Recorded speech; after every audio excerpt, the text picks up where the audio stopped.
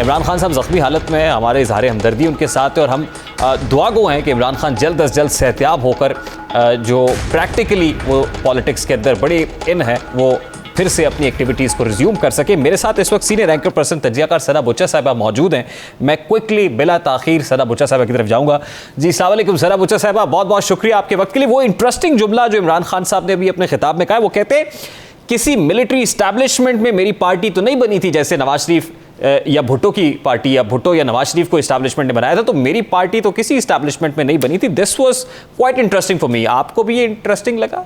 देखिए, आपको ये मानना चाहिए कि he is in the best of spirits and I hope कि इमरान खान साहब की लंबी ज़िंदगी हो, वो हमेशा सलामत रहें, हमारे सरों पे हमारे दिलों के वज़ीर आज़म रहें। और वो ज़ख्मी हालत में आज गाउन में टांग के ऊपर पट्टी लगी हुई है, ऊपर रखी हुई है, मतलब तकलीफ़ में तो होंगे, फिर भी आप देखें he was in the best of spirits. वो कुछ नहीं भूले, उन्होंने अजबर आपको तब कुछ याद दिलाया। ये जुमला ज़ाहिर है ये बताता है sense of humour is also very much in place.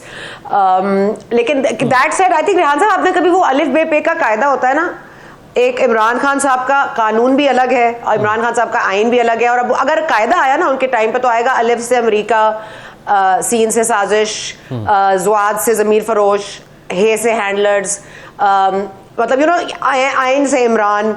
तो मतलब ये जो है एक कायदा बन गया है, बाकायदा हमें रोज सुनना पड़ता है। मतलब आज यहाँ से शुरू करते हैं कि मुझे किसने गोली मारी, मैं किसके ऊपर इल्जाम धर रहा हूँ, आप ले गए इसको फ्रॉम द टॉप। और ये कि मिलिट्री एस्टैब्लिशमेंट ने आपको नहीं बनाया तो फिर आई डोंट नो फिर आपको किसने बनाया है। मतलब जनरल पाशा साहब मिलिट्री के हिस्सा नहीं थे, या फिर जनरल ज़हीरुल इस्लाम नहीं थे, बाकी मतलब मेरा ख्याल है फिर हमीद गुल साहब नहीं थे, मतलब जनरल हमीद गुल भी कोई नहीं थे, अल्लाह उनकी मग़फ़िरत फरमाए। लेकिन ये कि ठीक है तो फिर ये ऐसा ही हुआ होगा, हमें गलतफहमी हो गई होगी, लेकिन बड़ा देर में बताया है उन्होंने, इतने अरसे तो सुनते रहे हम ये। दूसरी बात ये अहम है कि देखिए वो ये सब बता रहे हैं कि एस्टैब्लिशमेंट ने कहाँ उनकी मदद नहीं की। वो ये भी बता दें कि 8 साल तक इलेक्शन कमीशन ने फैसला क्यों नहीं दिया फॉरेन फंडिंग का, वो किसने रुकवाया? आपके वक्त में मनफी खबर, मुस्बत खबरें लगवाने की जो जिम्मेदारी थी वो किसने अदा की थी? आपकी मीडिया स्ट्रैटेजी कौन प्लान करता था? आपके लिए हर चीज आसान कौन बनाता था? आपकी इकोनॉमी जब नहीं चल रही होती थी कौन लेकर आता था बाहर से आपके लिए इकोनॉमी चलाने के लिए लोग? ये प्लीज ये भी याद करा देना कि उन्होंने आपके लिए कितना कुछ और इस बात का एतराफ तो खुद इमरान खान साहब हालिया दिनों में कर चुके हैं कि हुकूमत उनकी थी, फैसले कहीं और हो रहे थे। उनके सबसे बड़े सूबे के जो चीफ मिनिस्टर है वो कह चुके कि कैसे डायपर्स चेंज किए जा रहे थे, नैपियां बदली जा रही थी। तो सना बुच्चा साहिबा, अभी खास तौर पे जो हालिया वाकया है, मुझे तो ये समझ नहीं आती। ब्रेक पर जाने से पहले एजाज चौधरी साहब मेरे साथ मौजूद थे। एजाज चौधरी साहब ने फौरी तौर पर उसके बाद आके कंटेनर पर माइक संभाला और कहा कि मुझे तो पहले से मालूम था, मैंने अहमद चट्टा को कहा, डीपीओ को अहमद चट्टा ने कहा कि ऐसा होगा। इसके बावजूद वहां पर कोई फुल प्रूफ इंतजाम सिक्योरिटी के नहीं थे। वाकया हो जाता है, जैसे इनको ये पता था कि ये होना है, उसके बाद इन्हें ये भी पता था कि किसने कराया। पेशतर इससे कि तहकीकात इनिशिएट होती, आपने फौरी तौर पर इल्जाम भी धर दिया। How irresponsible is this? और इतनी हार्ड लाइन, मतलब, और फिर FIR का तो इंदराज हो ही नहीं रहा है।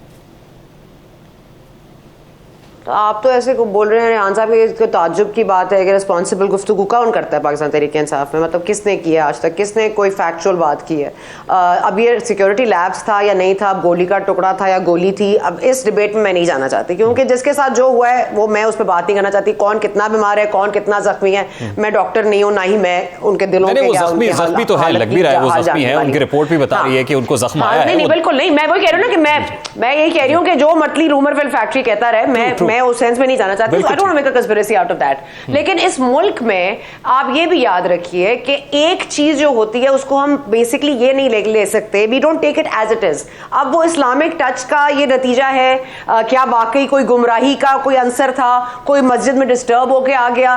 देखिए ये भी एक बड़ा इंपॉर्टेंट पॉइंट है कि हमें इस्लाम को इस्तेमाल नहीं करना चाहिए सियासत में। ये नहीं है कोई अच्छी बात, इस्लामिक टच से दूर रहें, सियासत मत इस्तेमाल करें। आज जो मुस्तफा नवाज खोखर साहब है उनकी भी ट्वीट इसी तरह की है, विच इज ट्रू। लेकिन दैट सेड, मुझे सिर्फ ये बता दें कि अगर तो इमरान खान साहब को एक प्राइम मिनिस्टर बनना है, अवाम उनके साथ है और अवाम उनको वोट देना चाहती है और उनको ओहदा देना चाहती है, तो फिर इसको तरीके को फाल कर दीजिए। इस तरह रियासत को आप प्लीज कमजोर ना समझें। ये तालिबान नहीं है, ये अफगानिस्तान की फौज नहीं है, ये पाकिस्तान की फौज है, ये अफगानिस्तान की फौज नहीं है जिसको नेटो ने आके ट्रेन कर दिया, भर्तियां कर दी और उनको तालिबान ने ओवरटेक करके ओहदा संभाल लिया। इमरान खान साहब को बहरहाल ये याद रखना पड़ेगा कि ये पाकिस्तान की फौज है, 75-76 साल से यहां है और हमेशा रहेगी, और वो क्या करती है पॉलिटिकली उसमें हमें एतराज हो सकता है, लेकिन आप उनको मलाइन इस तरह मत कीजिए कि आप उनके ऊपर सर चढ़ जाएंगे, सर दौड़ जाएंगे। आप आज देखिए एक खातून है वो शौर्य फैसल रोड पे आ रही है, शी इज जस्ट बार्जिंग इन, और पुलिस वाला बेचारा डर के मारे पीछे जा रहा है। ये कि सेल्फ एंटाइटलमेंट की इंतहा है। आप लोग हैं कौन? ये जत्थे सियासत करेंगे, ये जत्थे मुल्क के फैसले करेंगे? हो हैं कौन आप? आपको क्या, आपको क्राइटेरिया है आपका? और अगर वाकई आपको पास अवामी मैंडेट है तो इंतजार कर ले इलेक्शंस का। आपकी ये सब करने से इलेक्शन की डेट नहीं मिलेगी। 5 लोगों की जानें जा चुकी हैं अब तक, और अभी तो खून मजीद बहना है, अभी तो इनके आसार नजर आ रहे हैं। आप देखिए आज गवर्नर हाउस में पुलिस नहीं आती, पंजाब पुलिस उसको प्रोटेक्ट नहीं करती। मतलब एक मुल्क के कितने टुकड़े करेंगे आप? कब चैन मिलेगा आपको?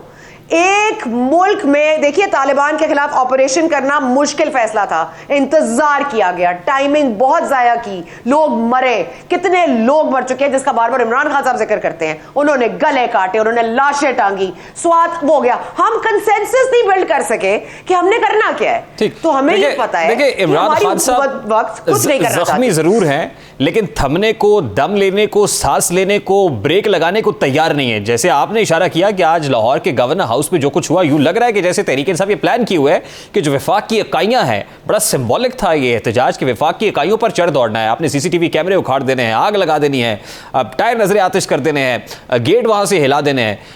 क्या आने वाले दिनों में इस मामले को डिफ्यूज होने की बजाय मजीद फैलता हुआ, मुल्क गिर होता हुआ देखेंगे?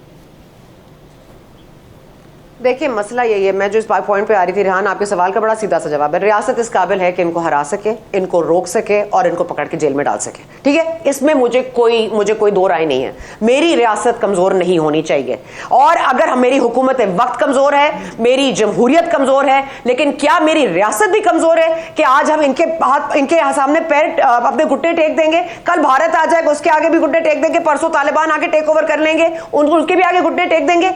ये जो है ना कार इमरान खान साहब का, उसमें मुझे एतराज है। वो रूल करना चाहते हैं, वो प्राइम मिनिस्टर बनना चाहते हैं, अवाम वोट देती है, आई रिस्पेक्ट दैट, बट ये आप नहीं कर सकते, क्योंकि मेरे मुल्क की रियासत, मेरी रियासत को आप कमजोर नहीं कर सकते। ये रियासत है, अगर मैं गैर महफूज फील करती हूं, और अगर मेरी ये रियासत की कमजोरी अगर मैं गैर महफूज फील करती हूं, तो रियासत को अक्ल के नाखून लेने चाहिए, और अगर उन्होंने कुछ करना है तो the time is now, not after हमें कोई एपीएस जैसा हसानिया देखना पड़े, ना कि हमें कोई और बात जाने देनी पड़े। हमें कब अकल आएगी? मुझे क्योंकि प्रोग्राम का वक्त जो है खत्म हो रहा है, मुझे क्विकली सिर्फ ये बताइएगा, how to get away with this? फौरी तौर पर जो इमीडिएट एक्शन की आप बात कर रही है, वफाकी हुकूमत की तरफ से होगा, अस्करी इदारों की तरफ से होगा, कहां से आप एक्सपेक्ट कर रही हैं? क्विकली सर बता, 10 सेकंड्स है मेरे पास।